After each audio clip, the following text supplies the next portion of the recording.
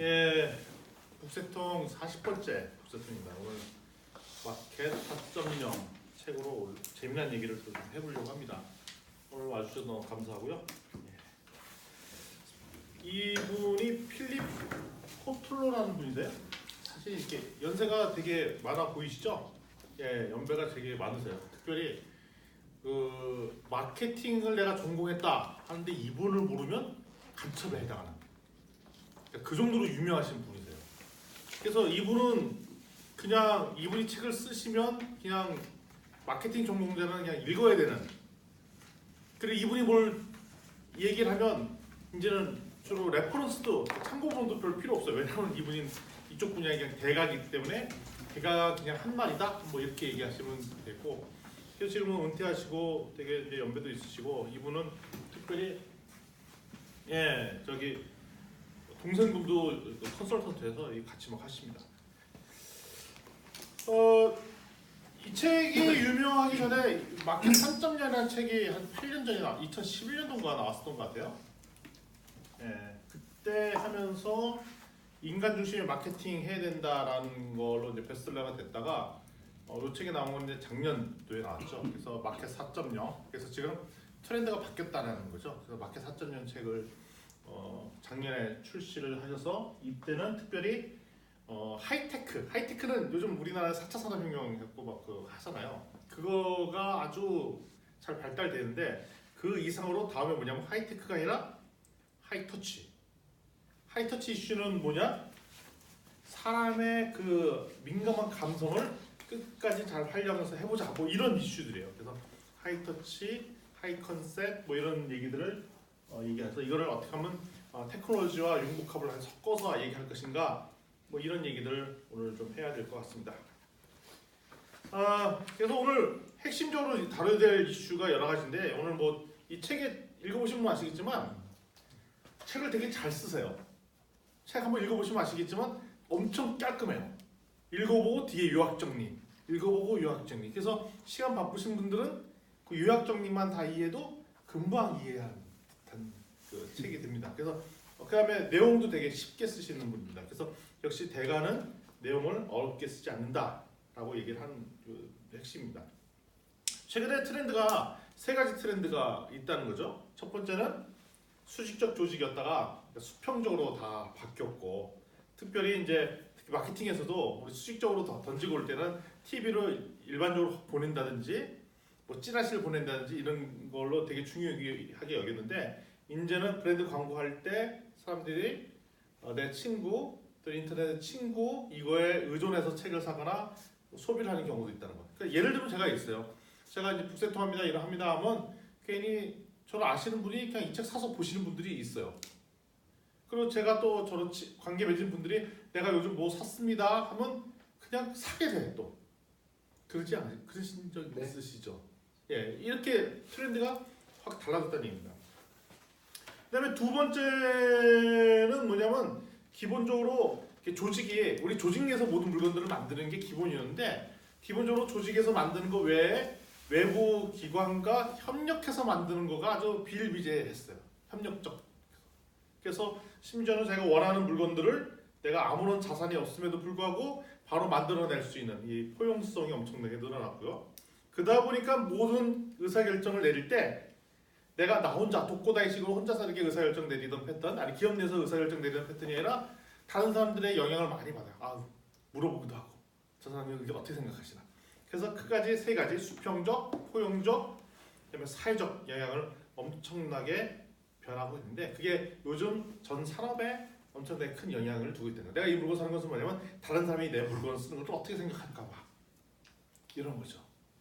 그래서 어디 강의하러 갈 때는 명강사는 어떤 노트북을 써야 된다고요? 맥북을 써서 강의를 하면 되게 명강사처럼 보이는 그런 것들. 폼나잖아요. 이런 것들. 그래서 이런 영향력들이 최근의 트렌드라는 말씀을 드리도록 하겠습니다. 첫 번째 트렌드 중에 하나 더 부가해서 말씀드리면 포용성입니다. 포용성. 최근에 이제 신흥 시장들이 되게 점점 커지고 있어요.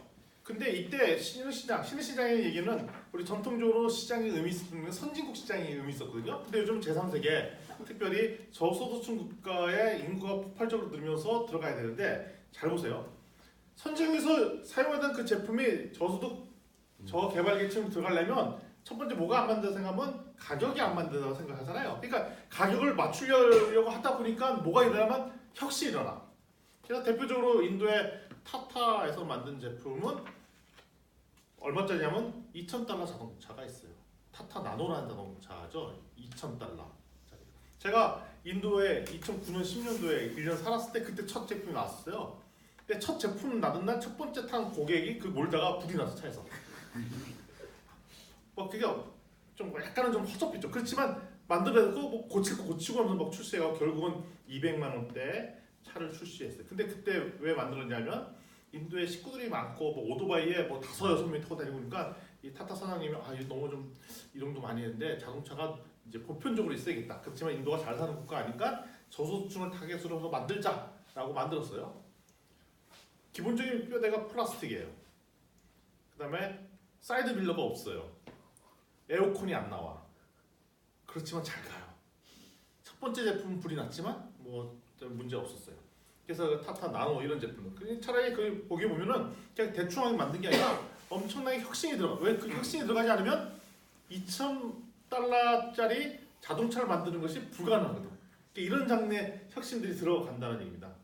심지어는 그 말하는 아이케어 시스템 같은 경우는 백내장 수술 시스템을 얼마짜리? $16짜리 만들어냈어요. 우리 한국에서는 백내장 수술을 2만 원 가격에 할 수 있다. 그런 혁신이 들어가지 못한다는 것입니다. 그러니까 또 어떤 추세가 생겼냐면 그 제3세계에 유행하던 제품들 그것을 오히려 선진국역 버전으로 바꿔서 검증된 인도에서 나온 제품이 선진국을 하는 그 리버스 이노베이션 역혁신들도 막 나타나기 시작을 했죠.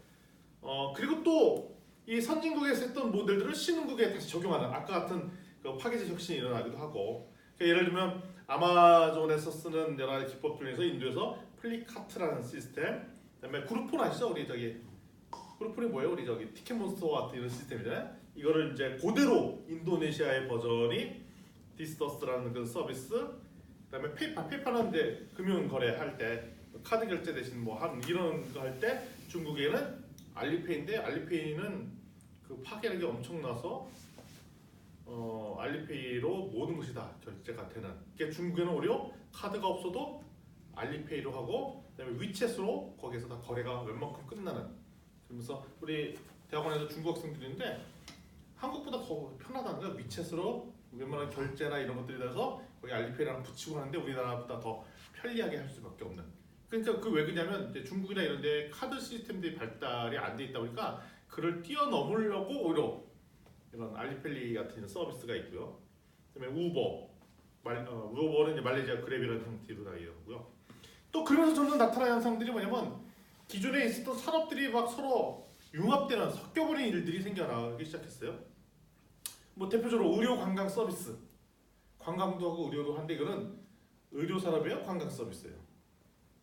양쪽 다죠. 우리 요즘 핫한 우리 쪽에서 핫한 6차 산업, 1차, 2차, 3차를 섞어버리는. 농민들 때는 엄청나게 큰 좀 부담스럽지만 뭐 그것이 아니면 안 되는. 그래서 여기 보면 여기 전문가 계시네요. 우리 김일주 선생님은 그 6차 산업 컨설턴트로서 이름을 날리고 계시고 있죠. 예. 그다음에 특별히 이제 케냐의 엠파사라는 서비스가 되게 유명한 서비스 중에 하나예요. 그거는 뭐냐면 그 케냐의 도시에 나가서 시골에서 도시에 가서 일을 막 하는데 돈을 벌면 시골집에다 돈을 붙여줘야 되잖아요. 근데 케냐에 뭐가 문제가 냐면 은행이 없네요. 은행이. 그럼 돈을 어떻게 붙여야 돼? 어떻게 붙여야 되죠? 비둘기에 따라서. 비둘기. 그래서 비둘기를 보냈어요. 그래서 아는 비둘기. 그러니까 우리 가는 동료 중에 시골에서 같이 온 친구가 있어요. 그러면 그 친구가 이제 집에 간대요. 그럼 요번에 그 돈 모아놓은 돈을 가지고 갖다 줘라 이러는데 배달 사고가 생긴 거야. 예를 들면 100만 원 줬는데 한 절반만 준다든가 확인이 안 되잖아요. 또 어떨 때는 안 가 시골로 집으로 안 가고 딴 데 튀어버려. 그럼 이거 어떡할까라고 하다가 그렇다고 이거를 해결하려고 은행을 더 만들자 이러면 안 되잖아요. 그래서 요즘은 어느 나라 국가든지 다 통신 서비스는 이용하니까 특별히 우리나라 다르게 수많은 대부분의 나라들은 그 선불폰이에요. 그러니까 돈을 먼저 여기다 차시하고 그 쓴 만큼 하는 게 대부분 패턴이거든요. 그래서 여기가 어떻게 하면 문자 서비스로 그러니까 여기서 충전할 때 내가 어느 번호로 보내고 싶습니다. 그래서 이걸 딱 충전해갖고 보내는 거죠. 그러면 자기 어머니한테 보냈다? 그럼 어머니가 왔잖아요. 그리고 여기 가서 또 동네에 있는 통신 사업자에 가서 이제 돈을 찾고 수수료가 비쌀까 쌀까요? 비싼 거. 엄청 비싸요. 많이 뛰어요. 많이 뛰는데도 뭐보다 낫다? 배달 사고보다 낫다.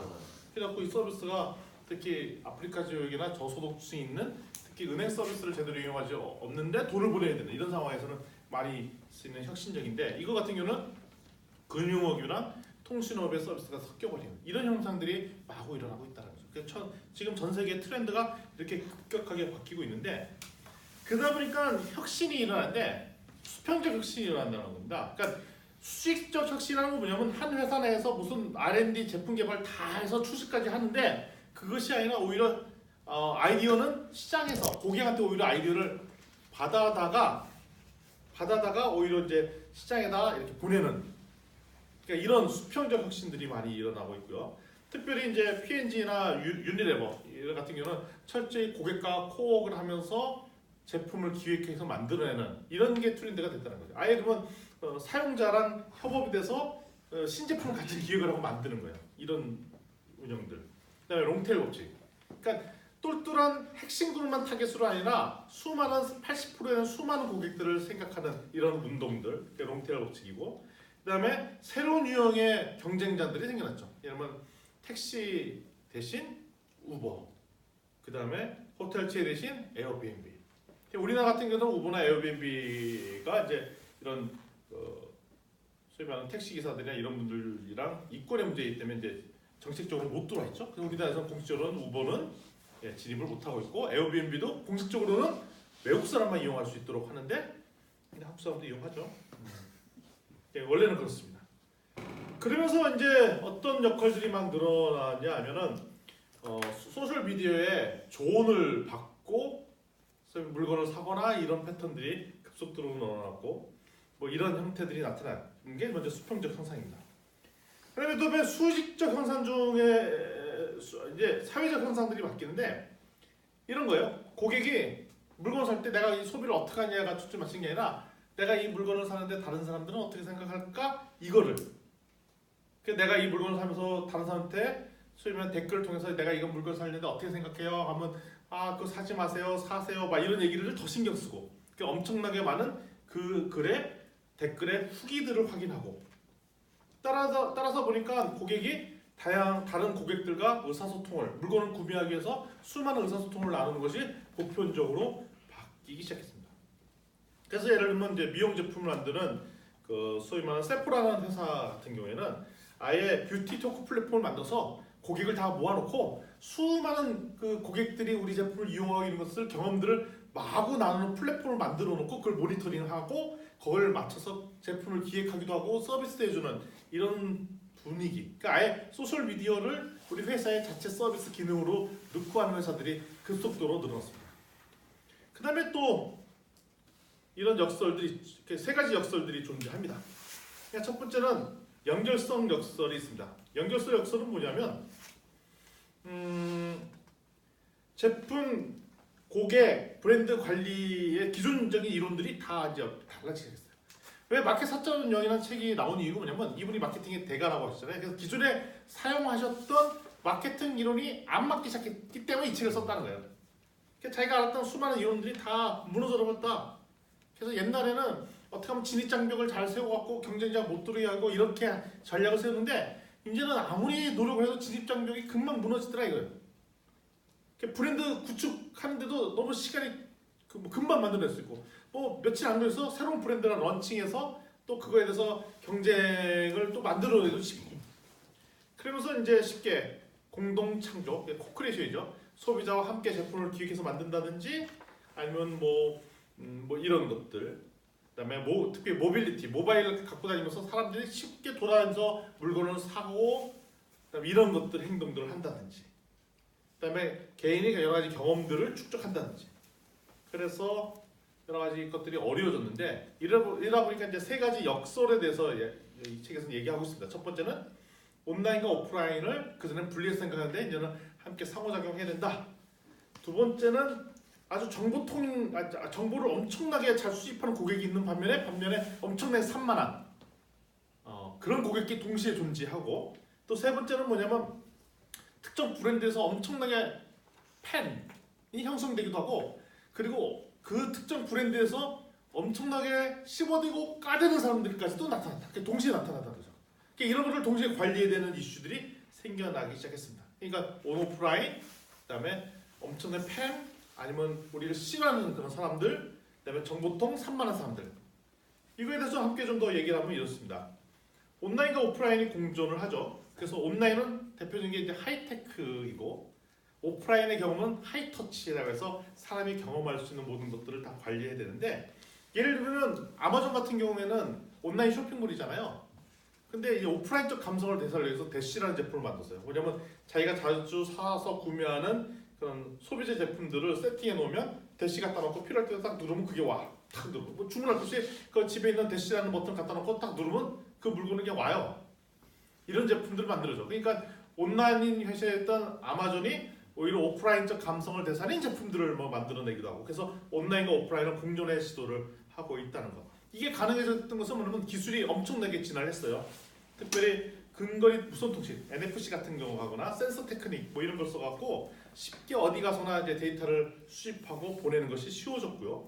그다음에 빅데이터 분석이 가능해서 이 소비자가 과거 어떤 트렌드로 물건을 사려고 했고, 그래서 아마존 같은 경우는 단골 고객 같은 경우는 맨날 물건을 이런 패턴도 사는 단골 고객 있잖아요. 그걸 모니터링한 다음에 미리 알려준 거죠. 너 이거 사려고 했잖아. 너 이 물건 가져가셔야죠. 이렇게. 아직 사지도 않는데 지금 사실 때 됐잖아요. 가져가셔야죠.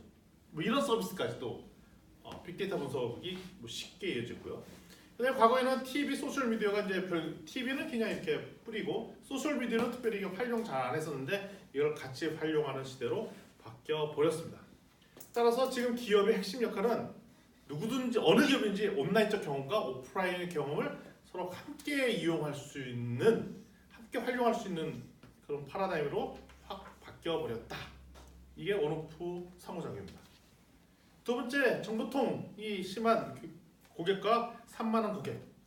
요즘 구매 의사결정이 연결성이 되게 중요했어요. 그래서 어떤 물건을 사려고 댓글을 엄청나게 읽고 사용 후기도 읽고, 옛날에 제품에 대한 스펙만 읽었는데 다른 사람은 어떻게 사용했고 저 사람은 어떻게 생각했고, 심지어는 유튜브에 사용 후기 동영상 그 언박싱이라고 하죠. 새 제품 박싱해서 써보고 어떤 사람은 그걸 실험해본 걸 엄청나게 보고 또 사고 또 사고 또 사고 또 사고 뭐 이렇게 했어요.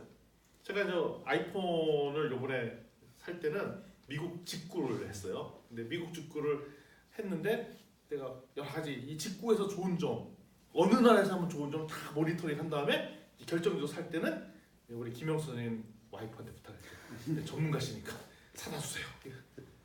결론적으로 그거 샀더니 한 8만 원이 더 세이브가 됐어요. 이득이 됐고, 그리고 다른 사람들보다 한 보름 빨리 받고, 한국에 출시되기 전에 미리 이렇게 받고 뽀대가 나잖아요. 그리고 한 8만 원 절약되고, 그 결정적으로 카메라를 찍었을 때 무음, 차크닥 소리가 안 나는. 우리 한국에서는 차크닥 해야 되는 게 미국은 그렇지 않대요. 그래서 이런 것들. 서로 다 연결돼 있고 다양한 패턴들이 있더라는 거. 그래서 물건을 살 때 쉽게 온라인에 연결되는 친구, 가족들의 의견에 설득당하는 일이 비일비재하고, 그다음에 자기가 과거에 특정 브랜드에 대한 느꼈던 감정을 가지고 특정 브랜드에 대한 선호도에 영향을 주고, 그러니까 개인의 감정, 다른 사람들이 생각하는 평, 이런 것들이 그 브랜드에 미치는 영향이 엄청나게 커져 있습니다. 그래서 엄청나게 소셜미디어에 연결되어 있는 것처럼 보이고 엄청나게 크게 분석적으로 분석하는 거 같지만 그러다가 또 산만해요. 그냥 아는 분이 나 저거 샀어 그러면 묻고 따지도 않고 댓글 안 읽고 그냥 사. 또 왜 샀어 그러면 그러게 말입니다. 그냥 샀어요. 내가 저거 했어 그러면 그냥 얼떨결에 해. 이게 뭐 하는 건데요? 뭐 이때 쓰는 거예요. 왜 샀어? 아, 교수님이 샀기 때문에 샀다는 거죠.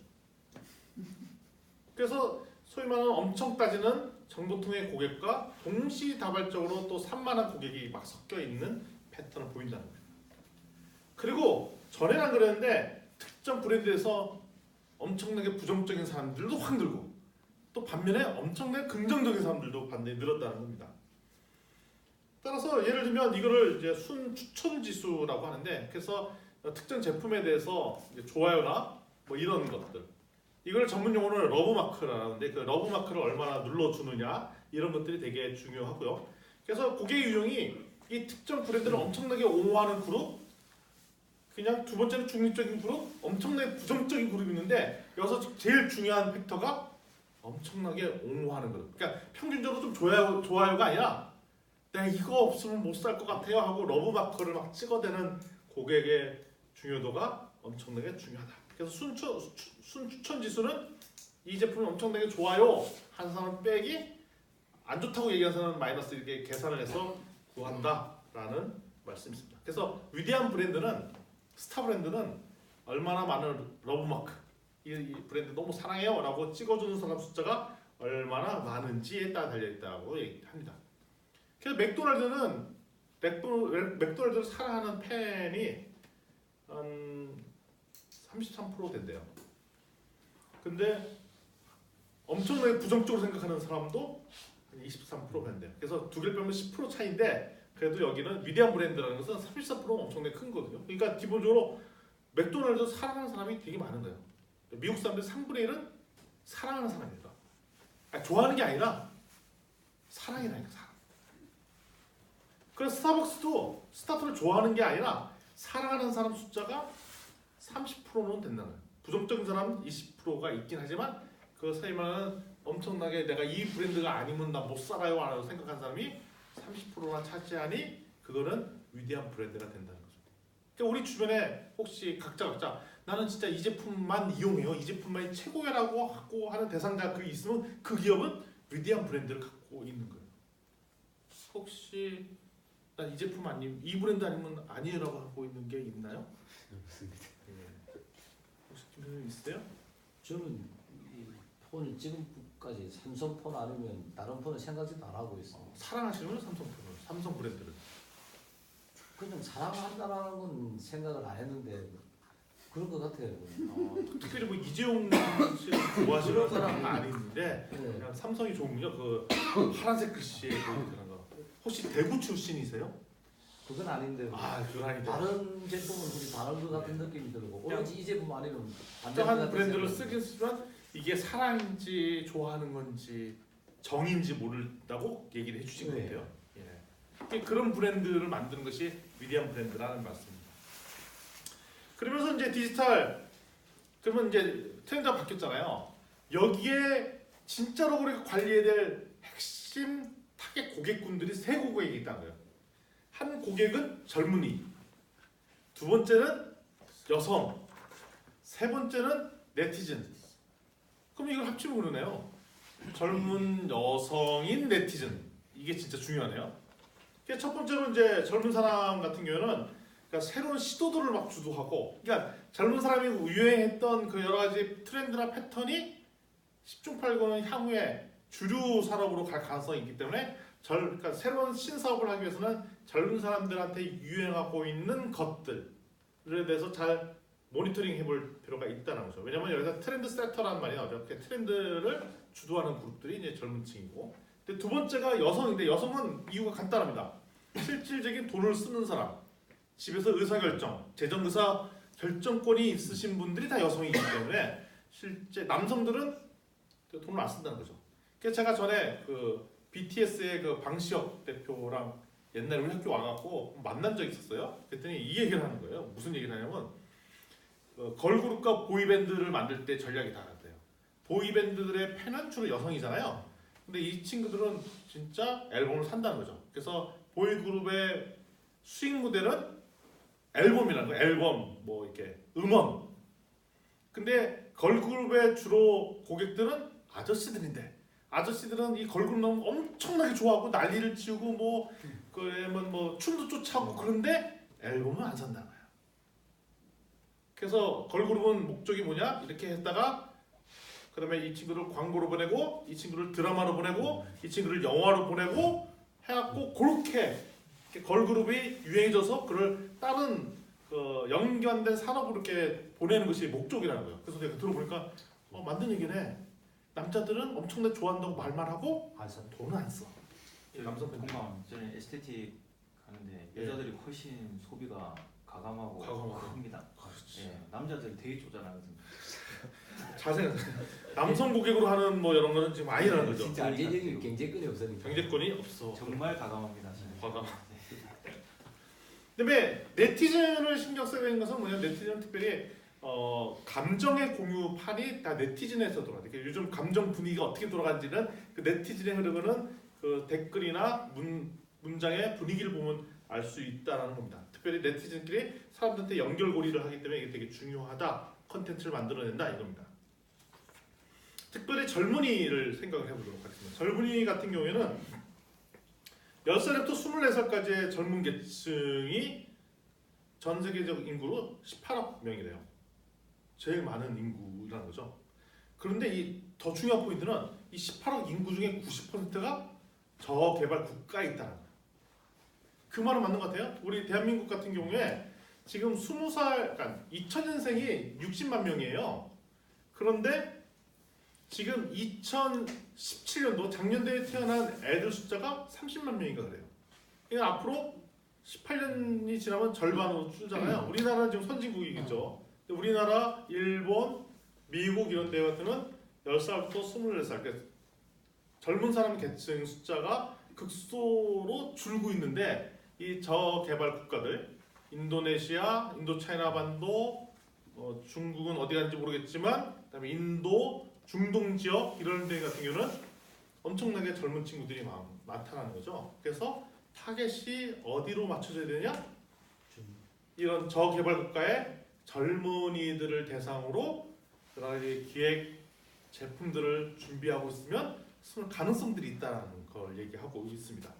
근데 젊은이 특징이 뭐냐면 얼리 어댑터예요. 초기 수용자. 신제품이 나오거나 새로운 문화 있으면 그걸 막 저질러서 써보는 거죠. 특별히 아이팟, 미국에서 아이팟이 유행할 때 아이팟이 그 앱스토어를 쓰고 아이팟이 엄청나게 불편해요. 근데 그거를 쓰는 분위기들. 그다음에 넷플릭스 영화를 소위 말하는 스트림 서비스로 보는 거가 낯선 때에 그 넷플릭스가 그 젊은 타겟 고객으로 했고 확산이 됐죠. 그다음에 트렌드를 세터합니다. 트렌드 세터라는 것은 뭐냐면 이런 거예요. 판 깔아놓는다는 거예요. 그래서 앞으로의 문화를 주도하는 계층이 이 계층이라는 거예요. 그러니까 젊은 계층이 유행하다가 그거를 나이 연령이 많으신 분한테 따라하다가 확산되는 이런 분위기들. 그래서 트렌드 세터 역할들을 합니다. 그래서 젊은 사람, 그러니까 향후에 우리가 제품을 기획할 때 젊은 친구들이 요즘 유행하고 있는 것을 잘 모니터링하다가 준비하고 있으면 결국에 주류 문화로 갈 가능성이 있다는 것입니다. 그래서 특별히 스포츠, 문화, 패션 이런 부분에서 젊은이들이 어떤 행동을 하는지, 어떤 먹거리를 먹는지, 특히 라이프스타일 쪽에 젊은 타겟 고객을 두고 잘 모니터링하고 하는 것이 되게 중요하다라는 얘기를 하고 있습니다. 그리고 게임 체인지, 판을 바꾸는 역할들을 한다는 거죠. 게임 체인지. 그래서 전세적으로 일어나는 사회 변화 운동들을 막 바꾸는 거. 요즘 전 세계적으로 사회적 경제나 공유 경제 그리고 특별히 뭐 소셜 벤처, 사회적 기업 뭐 그런 것들 되게 중요하다고 얘기잖아요. 그래서 근데 기성세대 같은 경우는 물건을 살 때 되게 효율성을 따지다가 브랜드를 따지고 그런데 뭐 최근에 보면은 뭐 탐스 뭐 이런 슈즈도 사고 그러잖아요. 근데 기성세대한테 물어보면 그거 무슨 헝겊 쪼가리 신발들을 8만 원 주고 산다는 건 상식적으로 이게 아닌가? 그런데 그런 문화적인 소비를 하는 그룹들도 마찬가지로 젊은 타겟이라는 거죠. 따라서 새로운 무브먼트나 새로운 비즈니스 모델을 적용할 때 절대로 시니어를 대상으로 하면 안 되고 이 젊은 친구의 욕구를 잘 찾아서 새로운 비즈니스 모델을 런칭할 때는 이 젊은 타겟을 고객으로 해보는 것들 되게 중요하다라는 얘기들을 하고 있습니다. 근데 실제 돈은 어디서 벌어야 여성들을 타겟으로 해서 돈을 벌어야 된다고 합니다. 왜냐하면 여성들은 요즘 뭐 대부분의 여성들이 가족과 일의 균형 사이에서 왔다 갔다 하는 거예요. 일도 해야 되고 가정도 봐야 돼. 일도 해야 되고 가정도 해야 되고. 그래서 기본적으로 여성들이 우리 집은 아닌 것 같은데 멀티태스킹이 강하대요. 동시에 여러 가지 것들 맞나? 기본적으로 저는 멀티태스킹 하거든요. 근데 우리 집은 여성들이 싱글 태스킹 하는데 기본적으로 이런 거 같아요. 뭐 가족도 돌봐야 되고 뭐 일도 해야 되고 그다음에 저 친구가 내가 한 말에 상처받다 고민도 해야 되고 그러면서 여러 가지 생각도 하고 머리 내구조가 복잡해. 드라마에 빠졌다가 또 여기 여러 가지 복잡한 것들 다 생각해서 기본적으로 여성의 내구조는 복잡한데 남성분들 같으면 단순 무식하고 그냥 하나만 생각한다는 거죠. 싱글 테스팅 한다는 거죠. 그러면서 여성들의 핵심 역할은 다양한 정보들을 쉽게 수집하는 수집 능력도 있고 특히 구매 의사 결정할 때 엄청나게 시간을 많이 들죠. 그래서 백화점 가도 구매하는데 시간이 뺑글뺑글 돌고 확 한데 남자 같은 경우는 먼저 그렇게 하면 피곤해하고 머리 아파하고 아마 대표님 이준수 소장 같은 경우에는 백화점 가서 오래 물건 사라 그러면 뭐 머리 아파하고 빨리 가자 그러고 그러시죠? 저희 집 반대. 아니에요. 특이하게 뭐 이렇게 되는 거죠. 예.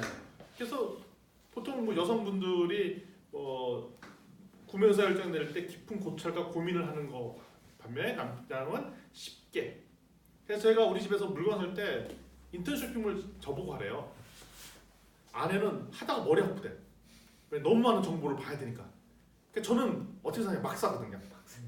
탁탁 장바구니 넣고 대충 금액 보고 끝. 그럼 어떻게 이렇게 물건을 막 사냐고. 그냥 네이버의 첫 번째 네이버 쇼핑이잖아요. 첫 번째 나왔으니까 그리고 대충 숫자가 뭐 좋아요 많이 있고 그러면 되는 거 아니야? 끝. 그랬더니 어떻게 이렇게 단순하게 인생을 사냐는 뭐 이런 얘기를 듣고 하죠. 이게 생체 구조가 다른데 그러니까 남성분한테 그 구매 의사 결정을 맡기지 않잖아요. 그래서 그렇구나. 우리 집에 보면 자 장보고에 담아놨으니 결제는 저보고 하시오 이렇게 되는구나. 그렇죠. 저희 집에서는 장보고에 담아놨으니 나중에 카드로 결제는 나보고 하라. 이렇게 바뀌어버렸죠. 자, 그래서 뭐 총체적 쇼핑 객이고, 그다음에 가정 관리자이고, 그다음에 총체적 소비자 쇼핑 객이라는 것은 뭐냐면 다양한 패턴들을 가격도 보면서 품질도 보고, 품질을 보면서 사람들이 어떻게 생각하지 다 생각하는 쇼핑 객이라는 것이죠. 그래서 여성의 이런 마인드셋을 우리가 잘 모니터링 해야 된다는 것입니다. 세 번째 네티즌입니다. 네티즌은 기본적으로 소셜 미디어를 써도 이 사람이 누구랑 연결되어 있는지. 그러니까 예를 들면 이런 거예요. 소셜 미디어에 그 사회적 영향력이 큰 사람이 내가 무슨 물건을 샀다라면 그게 같이 연결된 사람이 그걸 따라서 사는 경우가 많거든요.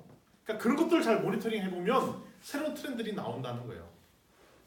그래서 제가 이제 벤처기업들 사장님들 이렇게 만나보면 벤처기업 사장님들은 기본적으로 문화가 에버노트 쓰고 어떤 거 하는 문화가 있고 그런 문화들이 있거든요. 근데 그걸 다 비슷비슷한 연결되어 있는 사람이 그걸 하는 문화라.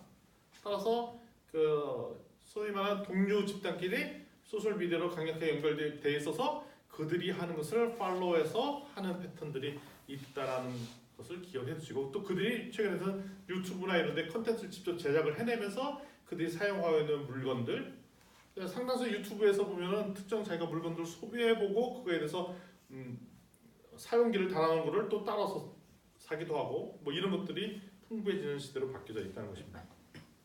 그래서 저희가 보통 전통적으로 마케팅하는 포피가 되게 중요하다고 얘기를 했어요. 그래서 마케팅 원론책에는 포피가 있습니다. 포피 다 기억을 하시죠? 포피가 뭐죠? 포피는 개 이름이 아니죠? 포피는 그렇죠. 프라이스, 프로덕트, 플레이스, 프로모션. 그래서 제품, 가격, 유통, 촉진, 판촉. 요거를 어떻게 섞느냐. 그래서 마케팅 믹스라고 합니다. 이거를 전략에 따라 어떻게 섞어 쓰느냐. 그래서 사업 계획서 쓸 때 마케팅 전략 쓸 때 포피를 이렇게 적도록 많이 되는 데가 있어요. 그래서 이런 걸 어떻게 하느냐가 기본적인 추세인데 지금 포피가 별로 의미가 없다는 겁니다. 그래서 포C로 바꿔야 된다는 거죠. 그래서 이거를 기본적으로 누구랑 같이 이 제품을 같이 기획해서 만들 것이냐 소비자와 그다음에 두 번째 커런시 가격을 어떻게 측정할 것이냐. 그러니까 기본적으로 특정 물건의 가격은 특정한 한 시점의 가격이 아니라 상황에 따라 다 다르게 매겨져야 된다는 거예요. 그래서 통화 정책도 달라지고 세 번째는 커뮤니티 공유경제 공동체 활성화가 있어 기본적으로 요즘은 다 공유경제가 기본이 된다는 거예요. 공유경제 사회적 미션 뭐 이런 것도 중요합니다. 그래서 이번에 창업진흥원에서 사업계획서 표준 사업계획서가 이번에 나왔잖아요. 2월 말 시점에 왜냐면 정부 지원 사업들이 사업계획서 쓰는 포맷이 다 달라왔어요. 그런데 이번에 그걸 통일을 했어요. 창업진흥원에서 그 표준 양식을 보면 거기에 보면 사회적 가치가 항목으로 들어갔어요. 신기하죠? 그러니까 모든 기업이 다 사회적 가치나 뭐 이런 것들 지향하라고 하는데 요즘 기업들이 당연히 저 기업이 어떤 소셜 미션인지 아니면 뭐 이거를 공유 경제를 하는지 이런 거에 대해서 이제는 보편적 사고로 많이 바뀌는 트렌드가 있다는 것입니다. 수출 전략까지 들어가 있다. 예, 수출에 그런데 지금 이제 스타트업 하는 사람 보고 수출 전략을 짜라 그러니까 뭐였지 난. 예. 그 이유가 왜 그럴까요? 아까 봤죠?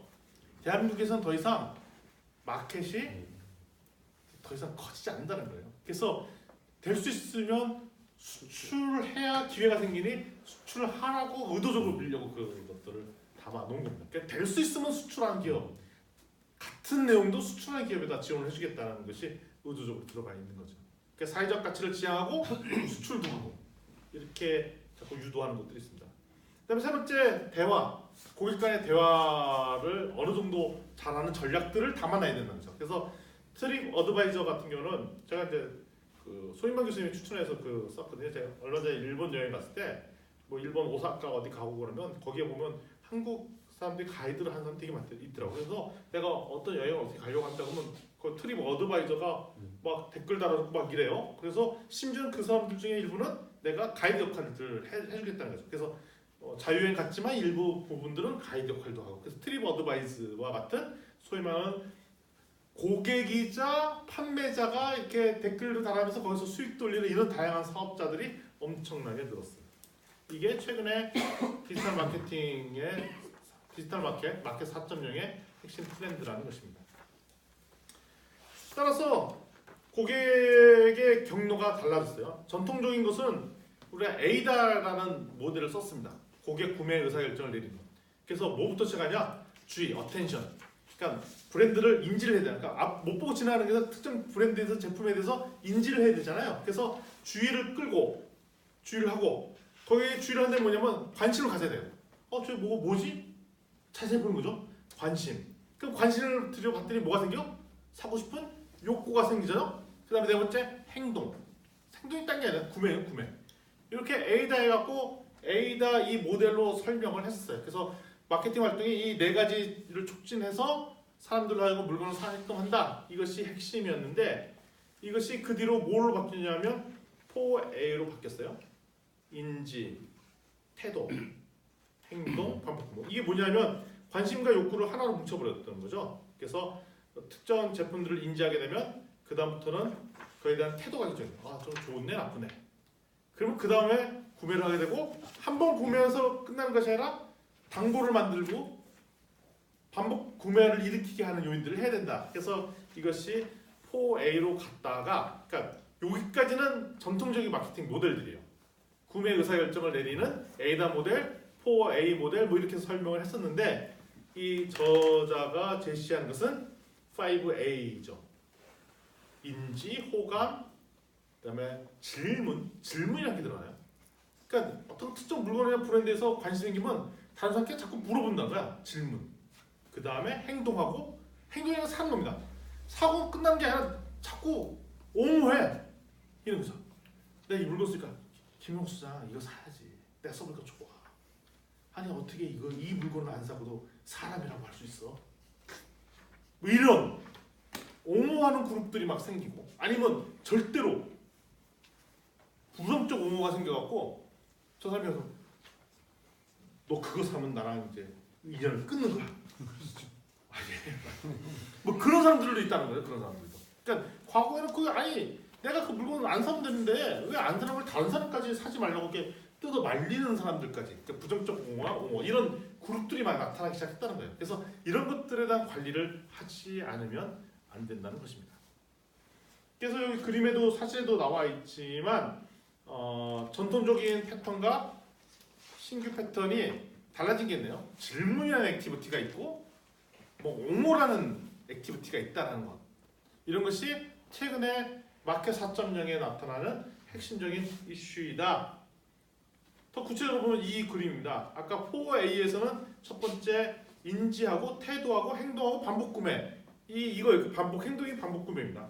근데 잘 살펴보면 아까 얘기했듯이 질문이라는 액티비티, 그러니까 옹호라는 액티비티가 드러났는데 이것이 특별히 온라인 환경, 온오프가 믹스되는 환경에서 이것이 더 쉬워졌다는 거예요. 내가 뭐에 대해서 궁금한 게 있었어요? 그럼 물어보고 싶은 게 너무 쉽게 물어볼 수 있고 소셜 미디어로 연결돼 있으면 나랑 내가 아는 사람이 페북에서 그 사용이 뭐 어땠다 썼어요. 그러면 그거 써보니까 뭐가 좋던가요?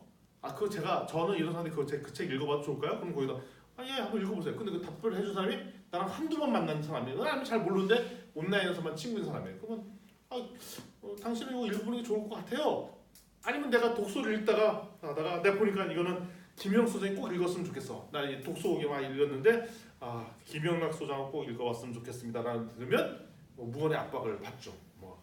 몰라 감자만 모르겠지만 그러니까 이렇게 소셜 미디어 환경으로 이제 연결돼 있다 보면 뭐에 대해서 물어본 거에서 적극적으로 옹호한 거를 다른 사람한테 강요하고 이런 분위기가 보편적인 분화가 됐다는 얘기를 하고 있습니다.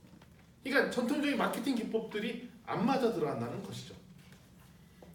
따라서 그거를 보면 여기도 보면 이런 얘기죠. 처음에 제가 물건을 사면 이 물건을 옹호하죠. 옹호하고 사면 옹호합니다. 그러니까 나 혼자서 막 돌아다니는 거예요. 사면 옹호하다가 그 다음에 저쪽에 보시면 내가 자꾸 이 물건을 온라인에서 사서 조카요 옹호해요. 내가 갖고 다니기도 하고 책을 또 보기도 하고 막 이러잖아요. 그 특정 브랜드에서 옹호하고 막 반복했어요.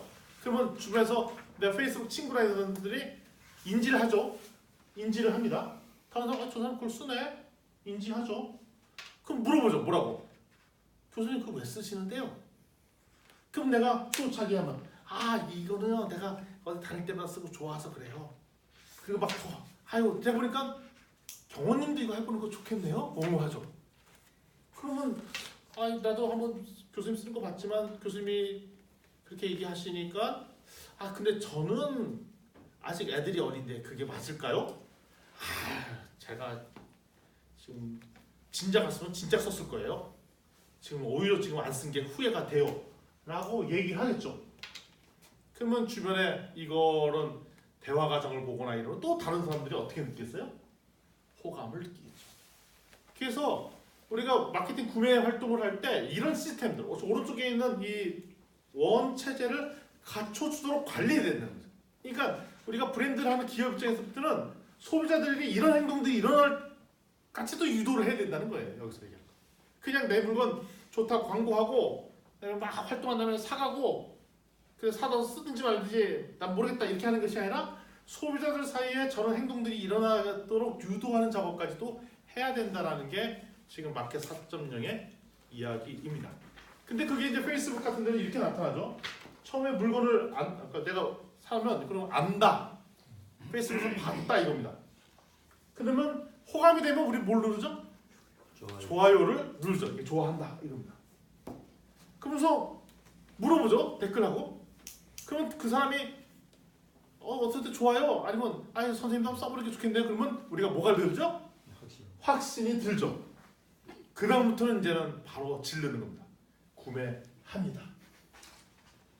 이건 내가 구매했으니 어쩌겠어요? 내 정당성을 보장받으려면 이 사람 쓰게 만들어야 돼. 실제는 써봤는데도 그렇게 좋은 건 아닌데 왜냐면 우리는 이 물건을 쓰는 팀이니까. 자기만 바보 되기 싫거든. 바보 되기 싫거든. 그리고 그렇게 얘기하면 또 갑자기 좋아져. 약간 허접한 부분이 있어도 그냥 그렇게 나쁘게 생각이 안 들어. 그러니까 쓰게끔 강요하는 요 체제로 가야 된다는 것입니다.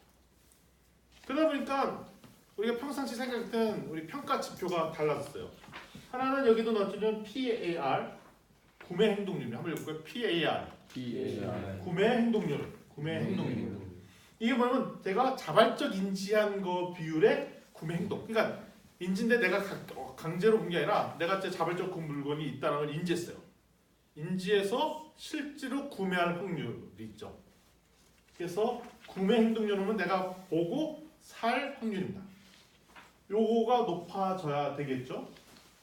내가 특정 브랜드를 인지했어요. 실제 구매라는 액션까지 갈 확률이 PAR입니다. 이거보다 더 중요한 팩터가 요겁니다. BAR. 이거 볼까요? BAR? 예, 브랜드 옹호율이에요. 브랜드 옹호. 브랜드 옹호는 뭐냐면 내가 인지했어요. 근데 그 나가서 더 뭐 하냐면 자발적으로 이 브랜드 좋다라고 막 강요하는 것까지 가야 되는 거죠. 이 제품은 얼마나 브랜드 옹호하는. 그러니까 그런 것들을 되게 잘하는 제품 중에 하나가 저희 입장에서는 애플 요 제품이 그런 거죠. 우리 김태균 선생님 아까 뭐라 그랬죠? 삼성. 삼성. 남들한테 사라고 얘기 막 하세요? 삼성 써야죠. 뭐. 내가 쓰는 게 편하다고 이야기는 합니다. 아 그러세요? 네. 그 웬만하면 그거 추천하고 그럽니까? 그 아이폰은 절대 사지 말라고. 그러니까 자발적 옹호를 하시는 거죠. 쓸 때 못 사게. 예, 절대 못 사게 하고. 그거를 하는 거 백화점이. 예, 혹시 저를 뭐 이렇게 부담스럽게 그 아이폰 때문에 우리 딸내미하고 이제 다시는 휴대폰 안 사줍니다. 자기가 아, 아이폰을 사는 바람에 그 뒤로는 안 바꿔주고. 그런 감정이 있다고 제가 그렇다고 그걸 논문 심사에 반영하거나 그렇진 않습니다. 부정적인 생각은 안 해도 되면 뭐 각자 인생 각자 쓰는 거니까요. 예, 그렇습니다. 이게 샘플 예제가 저기 나와 있습니다. 시장 크기가 100명입니다. 근데 90명이 특정 브랜드에 대해서 인지하고 있었어요. 자연스럽게 인지했어요. 90명이 인지하고 있었죠. 근데 그 중에 몇 명이 샀다고요? 10명이 샀습니다. 그 중에 18명이 샀습니다. 그 중에 9명이 옹호를 했습니다. 그럼 계산하면 PAR은 0.2. 왜 그런가 봤더니 18 나누기 90. 그래서 0.2가 나왔죠. 이게 PAR이고. 그러면 여기 보면 BAR은 어떻게 계산하냐? 0.1. 왜냐면 그 브랜드에 대해서 옹호했던 사람이 9명이고 90명이 인지를 했는데 이렇게 계산을 한다는 거죠. 그래서 0.1에 BAR 이렇게 계산하는데 이 PAR 가지고 좀 더 장난하면 PAR이 아까 뭐라 하냐면 이거였어요. PAR이 아까 뭐였죠? 이거였죠? 구매 인지하고 구매 행동을 하는 거죠. 네. 예, 인지하고 구매했던 시장 점유율. 다시 얘기하면 브랜드 인지한 거에 시장 점유율인데 이거를 잘 살펴보면 전체 시장 중에 행동한 사람, 그다음에 전체 시장에 인지한 사람들을 이렇게 나눈 개념입니다. 뭐 이거는 그냥 기본적으로 그냥 아시면 되겠고요. 자, 이거를 아까 5A에 얹혀봤어요. 5A에 얹혀봤더니 인지하고 실제 사거나 옹호하는 데까지 가야 되잖아요. 근데 가야 될 때 사이에 가야 될 길들 있죠. 인지 다음에 뭐가 해야 되죠? 호감. 호감하면 질문. 질문하면 행동하고 옹호하는데 보통은 이거 왼쪽으로 오른쪽으로 가면 갈수록 조금씩 떨어질 수밖에 없는 구조이죠. 그래서 마케팅 활동은 뭐냐면 인지한 사람이 다음에 더 많이 호감할 수 있도록 유도하고 호감을 가졌던 사람이 질문하도록 유도하고 질문했으면 뭐까지 해야 돼? 구매하고 구매한 다음에 더 나가서 이 사람이 좀 바로 만들어갖고 행동화까지 하는 이것까지 가야 된다는 것이 이 책의 기본 핵심들입니다.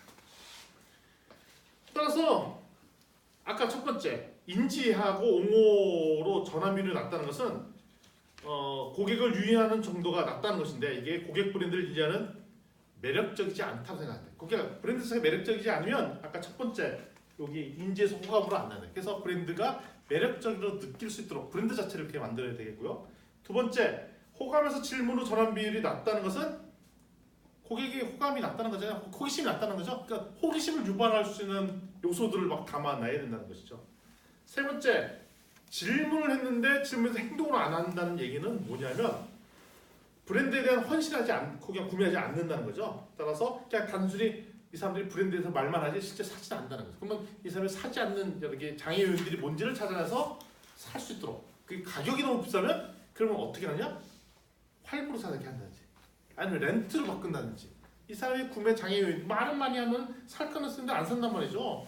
아니 우리 저기 요 서비스 이용하면 좋다는 거 막 해 하는데 실제 안 와. 그 사람이 안 와. 말은 하면서 그러면 물어봐야죠. 아, 왜 구매가 안 이루어지는가? 그럼 그 장애 요인이 있을 거라고요. 그 장애 요인을 해결해 주면 아, 그래?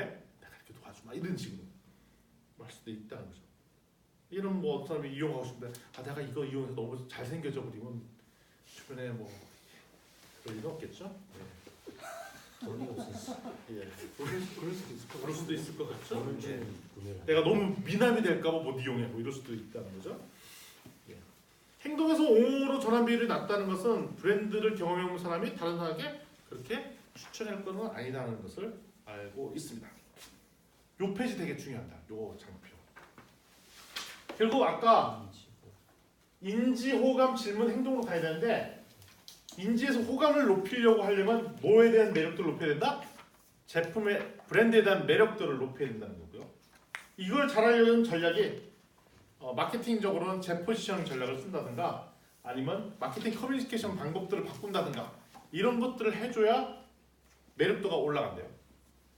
호감을 하는데 질문을 안 해. 호기심이 낮다는 얘기잖아요. 그러니까 호기심이 낮을 때는 어떤 전략도 써야 되냐면 그 컨텐츠를 더 많이 담아서 뭐 예를 들면 유튜브 뭐 이런 거 써서 이 컨텐츠를 더 담아서 궁금한 게 더 많도록 이렇게 만들어줘야 돼. 아니 이럴 수가 뭐 이렇게 뭐 한다든지 아니면 커뮤니케이션하는 방식들을 바꿔준다든지 이렇게 바꿔서 호기심을 유발시키도록 하고 아니 이제 질문을 많이 하는데 실제 행동으로 구매는 안 해. 그러면 헌신을 하도록 이 제품에 대해서 헌신. 제품 좋으면 너에 대한 그 제품에 대한 호감을 돈으로 보여줘야지 헌신도로 바꿔야 되잖아요. 이걸 바꾸려면 뭘 해야 되냐? 채널 관리를 잘한다든지 그다음에 영업 사운드를 특별히 잘 관리를 해야 되는지 그런 것들에 대한 전략이 있어야 되고요.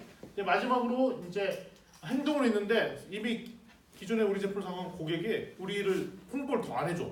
알아서 옹호도 안 해줘. 그럼 뭐가 나쁘냐? 친밀도가 낮다니까 기존의 고객들을 불러다가 충성심 고취시킬 수 있는 그런 여러 가지 프로그램들을 만든다든지 아니면 특별히 이 기존에 있는 고객에 대해서 따로 이렇게 별도로 관리해서 이 사람들이 더 옹호를 해주도록 하는 분위기를 만드는 것. 이 표가 이 책의 거의 핵심에 관련된 책입니다.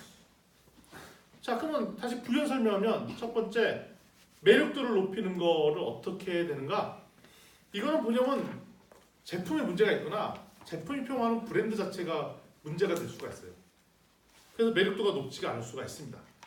최근에 유행은 뭐냐면 브랜드랑 계속 소통을 해갖고 인간 중심의 브랜드를 이렇게 찾는 작업들이 되게 중요한 포인트 중에 하나입니다.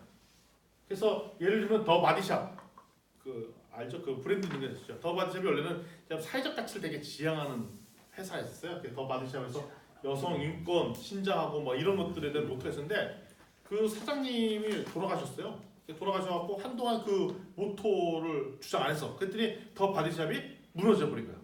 그래서 문제가 있었다는 걸 깨닫고 최근에도 다시 더 바디샵이 사회적 가치를 막 지향하는 브랜드로 막 전환을 했다는 게 이게 더 바디샵이고요. 그다음에 테슬라 같은 경우는 지속적으로 고객과 에너지 관련된 거 이슈를 무슨 장이라든가 아니면 온라인 환경에서 계속 소통을 해. 사람들로 하여금 이 브랜드 테슬라 뭐 이런 거를 얘기하고 다닐 수밖에 없는 분위기로 만드는 그렇게 전략을 씁니다. 그래서 매력도를 높이고 있다는 거죠. 두 번째 호기심을 막 높여주는 전략들도 많이 있겠습니다.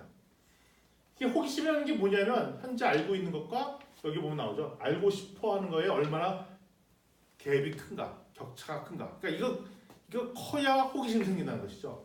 결국 기대하는 것과 실제 경험과의 차이가 있어야 편착할 때 호기심이 생긴다는 거죠.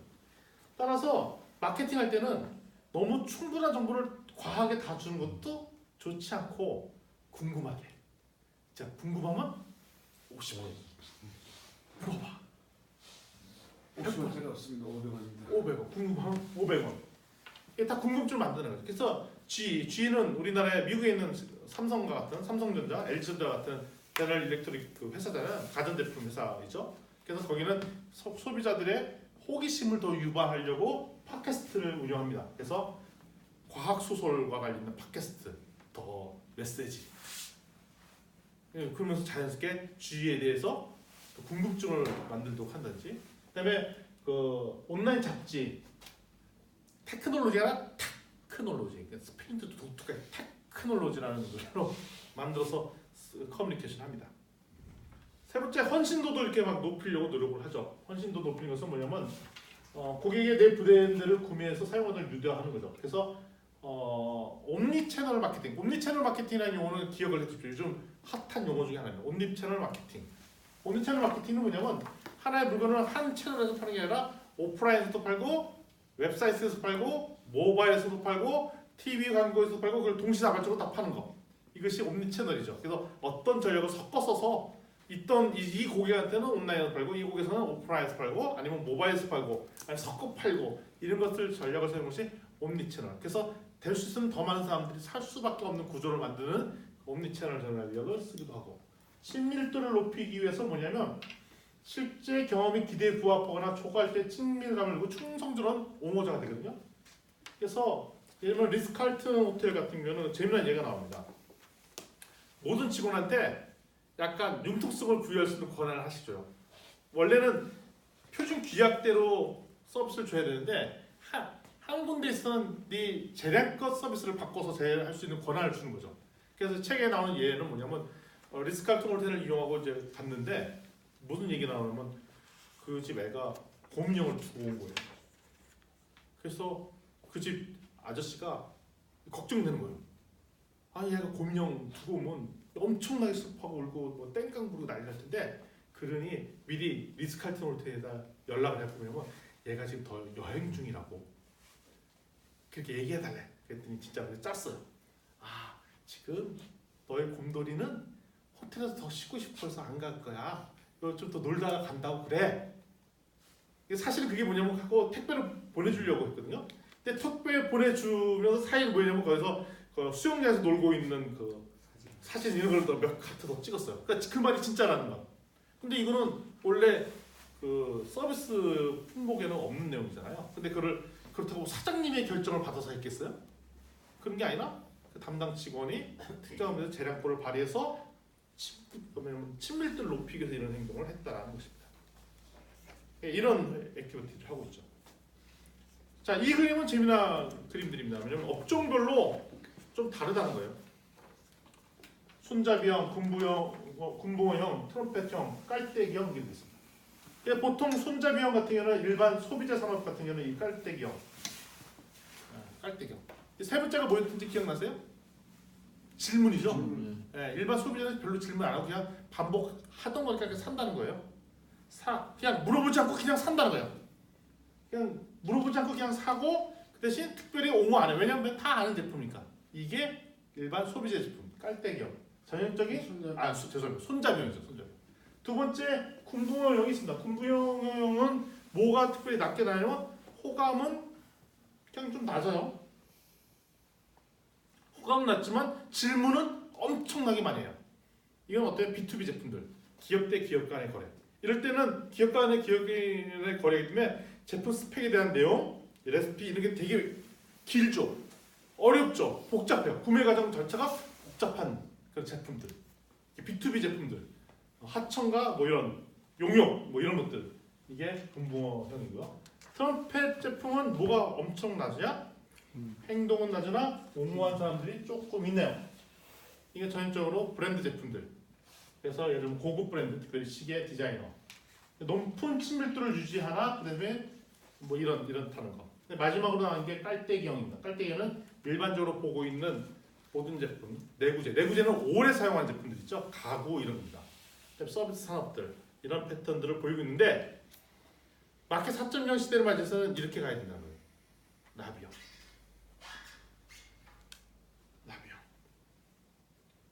매력도 호기심. 그래서 질문을 낮춰서 그다음에 질문이 너무 많아서도 안 되고 적당히 해서 그다음에 오히려 뭘 강화시키냐? 행동을 많이 하게 되고 더 나가서 뭘 극대화시켜? 옹호하는 팬덤을 형성할 수 있도록 이런 구조로 가야 된다. 그러니까 당연히 예를 들면 자기가 산업에 따라 기존의 산업 구조가 있잖아요. 그러니까 예를 들면 뭐 아까 일반 소비자 같은 경우에는 깔때기형이 있으니까 뭐 어떤 것들도 강화하고 트럼펫 유형일 때 뭘 더 강화하고 이런 것들에서 조정해서 이게 소위 말하는 마켓 4.1 시대로 업종별로 써야 될 전략이 다르다는 거예요. 이런 것도 되게 좋은 것 같아요. 내가 어느 산업에 있느냐에 따라 지금 초점 맞춰야 될 마케팅 활동들이 다르다는 거죠. 내가 B2B 할 때 초점 맞춰야 될 거, 아니면 일반 소비자에 대한 소비할 때 초점이 달라진다는 것입니다. 심지어는 이렇게까지 매트릭스를 만들어서 봤어요. 제가 이거는 자세한 설명을 드리지 않도록 하겠어요. 그래서 어떤 브랜드에 대해서 옹호하는 정도가 높은 산업, 낮은 산업을 나눠갖고 그때마다 해야 될 액티비티들이 다른데 이건 되게 주요진 시사점들이 좀 있는 것 같아요. 그래서 이거는 굳이 설명을 자세하게 하진 않고 좀 넘기도록 하겠습니다. 뭐 이런 전략들을 써야 된다는 것이죠. 그러면 이런 것들을 잘하기 위해서 결국 이제 남아있는 마케팅 활동들은 뭐하냐면 8장 사랑하는 장입니다. 왜냐하면 제가 요즘 연구하고 있는 주제가 이 8장이에요. 그게 뭐냐면 에스로그래피, 그러니까 디지털 민속지 이런 거 써야 되는 거예요. 에스로그래피 쓰고 우리 겨울방학 때, 지난 겨울방학 때 내내 했던 거 있잖아요. 인터넷 분석하고 네트로그래피 이런 거 연구했거든요. 에스로그래피. 그러니까 인터넷은 게시판 분석해야 되고 이게 소셜 리스닝 네트로그래피는 거예요. 그러면 게시판 댓글 분석하고 거기에서 뭐 MB보나 소위면 R 사용해서 어떤 패턴인지 막 뽑아내고 그다음에 여기 뭐 감정이 기반 조작이 뭐냐 디자인 싱킹 같은 분석해보고 요즘 하고 있는 거예요. 우리가. 깜짝 놀랐어. 요즘 우리 디자인 싱킹하고 뭐 겨울방학 때 내내 MB보 하고 뭐 이런 것들을 해야 된다는 거야 지금은. 잘하기 어렵죠. 근데 이게 트렌드가 되는. 제가 보고 이거 보고 알았어요. 그냥 기존의 마케팅 회사들이 팔짱 못 하는데.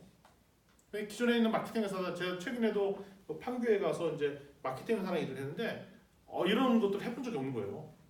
지금 활동하는 마케팅 회사들조차도 그냥 설문지 데려다가 설문지 갖고 그냥 분석하고 아니면 그냥 인터뷰 한두 번 따보는 거. 그거에 대해서 반응 보고 이거 잘하지.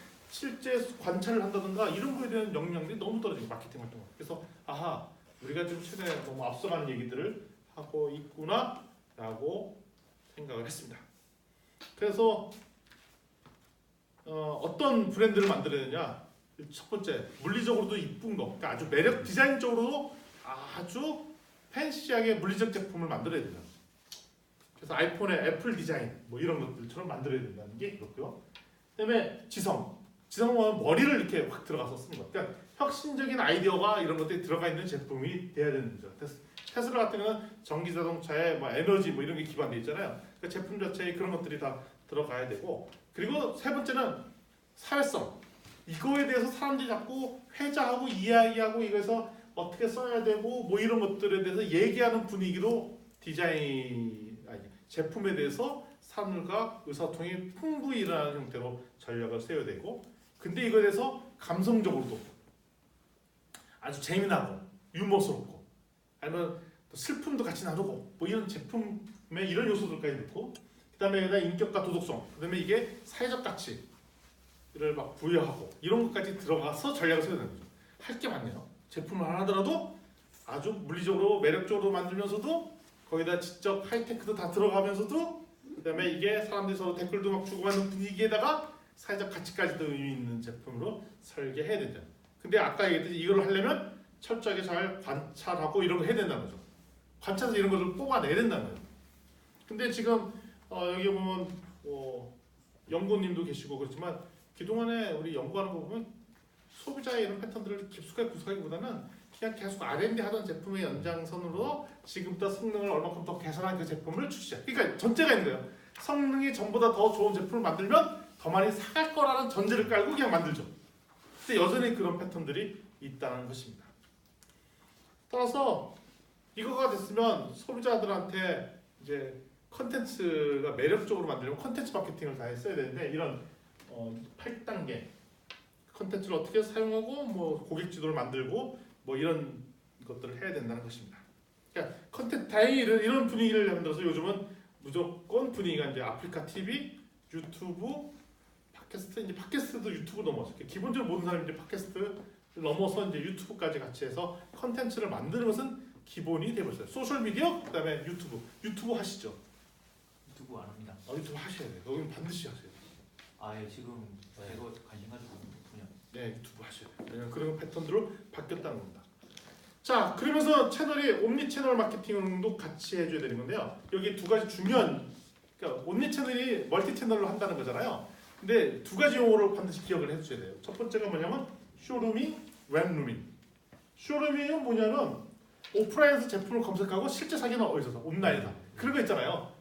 이마트 어디 가서 딱 봤어. 본 다음에 실제 사는 거는 집에 와서 인터넷 왜? 가격 때문에. 서점에서 책은 실컷 봐. 사기는 예스 입사해서 뭐 이게 쇼루밍이고 웹루밍은 반대요. 실컷 검색이나 이런 것들은 온라인에서 다 하고 실제 제품은 오프라인에서 갔어. 그럼 바보. 그런 경우 있어요. 여러분 자동차 같은 거 살 때도. 그런 거 오늘 이렇게. 근데 온라인에서 제품 후기 이런 걸 온라인으로 모든 걸 다 해. 그런데 실제 만져봐야 하니까. 또 왜냐면 그것도 뭐냐면 판매 자랑도 엮이려고. 자동차로 근데 자동 특수성 때문에 그런 거 아닙니까? 온라인에서 팔질 않으니까 온라인에서 또 팔아요. 원래는 안 된다고 막 우리나라에서만 안 된다고 요즘 아니요. 문제가 많던데. 예. 그래서 그런 장르, 그러니까 제품에 따라 쇼루밍도 있고 웹루밍도 그러니까 있다는 거예요. 이럴 경우 있어요. 제가 실제로 어떠냐면 책을 급히 사야 돼요. 그 반대로 저는 이런 경우도 많이 있어요. 뭐냐면 실컷 인터넷에서 검색하고 살 때는 동선 빨리 사. 예, 급하니까. 급하니까 있는지 그냥 급히 봐야 되니까 뭐 이렇게 하는 경우가 있는데 최근에 뭐냐면 이제 트렌드 1은 나우 경기에서 모바일 전자상에 집중해서 뭐냐면 모바일기가 돌아다니잖아요. 그러면서 지금 당장 구매자와 판매자를 실시간으로 막 연결해 주는 뭐 이런 서비스들. 그래서 우버, 에어비앤비도 있고 실제 일을 했어요. 내가 출장 가서 호텔이나 모텔 이용할 때 어떻게 해야 하냐면 미리 여기서 예약하고 하는 게 아니라 내가 있는 거점에서 가까운 데. 가까운 데에 최저가로 나오는 거를 이렇게 보고 바로 나오 지금 바로 그때 더 핫하게 싸게 저가에 오히려 서비스 좋은 호텔이 예약이 될 때가 있어요. 뭐 그렇게 하기도 하는 거죠. 그래서 나우 경제. 그래서 지금 모바일의 이동성과 연결해서 그 제품을 사기도 하고. 트렌드 2는 뭐냐면 반대예요. 아까랑 다른 거예요. 오프라인 채널에서 웹루밍을 이용하는 거예요. 왜냐면 오프라인 매장인데 일부러 인터넷으로 살 수 있도록 하는 거예요. 왜냐면 돌아다니다가 예. 웹루밍 허용해. 그랬더니 내가 이 제품에서 여기다 바코드를 아예 그 제품 있어요. 찍어봤더니 검색해봤더니 이게 더 싸. 자신 있게 이걸 더 살 수 있도록 자연스럽게 서치를 검색을 하는 거예요. 여기서 사는 게 더 유리해요. 인터넷 검색해봐 이게 더 좋습니다. 뭐 이런 식으로 전략을 바꾸기도 하죠. 반대로 있어요. 온라인 채널에서 오히려 쇼루밍을 유도하실 때요. 여기 삼성 테스코 사례인데 사실 삼성 테스코 사례는 이게 실패 사례인데 여기 성공 사례로 들어가 있더라고요. 뭐냐면 서울의 지하철에 가보면 거기에 이렇게 그 창에 그 식품 매장을 이렇게 막 만들어놨어요. 지하철에. 그래갖고 그거를 지하철역이에요. 삼성 테스코 자판기처럼. 근데 실제 식품 매장처럼 이렇게 만들었고 근데 매장이 아니라 그림만이에요. 그러니까 그걸 딱 누르면 집에 배달을 해주는 건데 그게 왜 유명하냐면 삼성 테스코에서 광고를 그렇게 만들었어. 그래서 그때 광고 대상 만들어서 탔거든요. 근데 실제 그렇게 서비스하는 건 아닌데 전 세계적으로 오해를 줬어. 이런 서비스를 진짜 하고 있는 것처럼.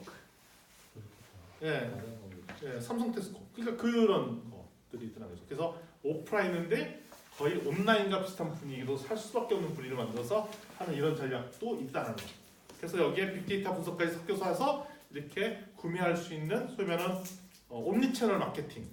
그러니까 내가 온라인으로 사기도 오프라인 사기도 하고 섞여 사기도 하는 거. 그래서 따라서 지금 단일 채널 마케팅으로는 안 된다라는 것이 기본 핵심입니다. 그래서 이 책에는 뭐냐면 어떨 때 이 소비자가 옴니 채널 마케팅을 섞어가면서 살 수 있는 샘플 예제까지 있는데 이 샘플 예제가 재미나요. 이거 한번 쭉 읽어보시고요. 그러면서 이제 거의 마지막입니다.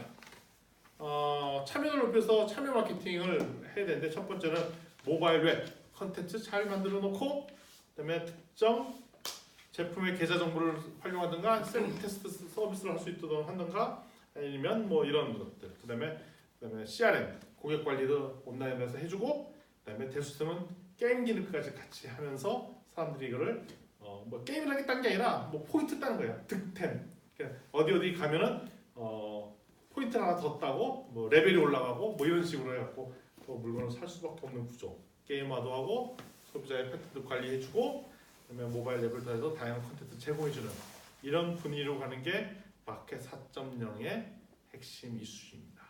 이렇게 좀 깔끔하게 한번 정리를 해보도록 하겠습니다. 예, 수고하셨습니다.